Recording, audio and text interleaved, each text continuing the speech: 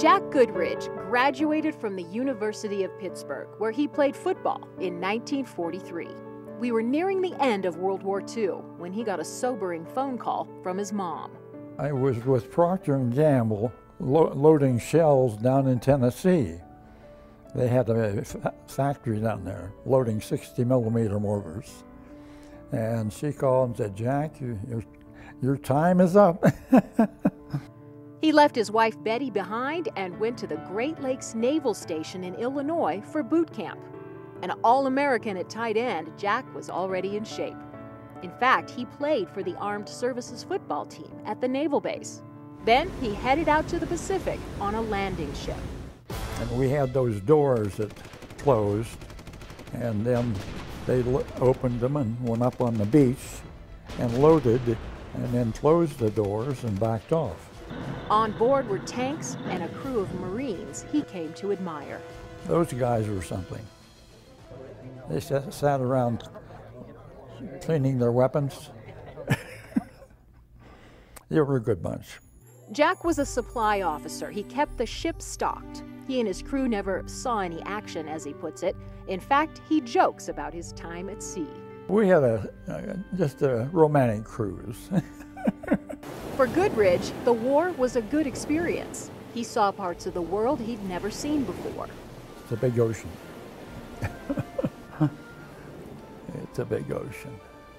And some of the sights out there were unbelievable.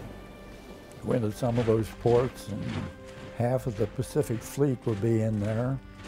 The battleships and the cruisers. And it was unbelievable, really. He knew his life was at risk, but never took it seriously, even after another ship was attacked by a Japanese dive bomber. The kamikazes were out there, and we were in a port one night, and an LST, it's a landing ship tank, that's a big, it was hit by a commie. They were a fighting nation. They were awfully good fighters. A long war. Boy, it was something else.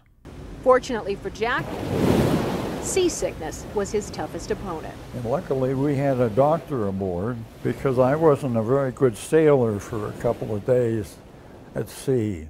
A few years later, Jack left the Navy as a junior grade lieutenant. He and Betty were married for 67 years. They have 2 sons. 93 years. Whew. It's amazing. I never expected to reach this age.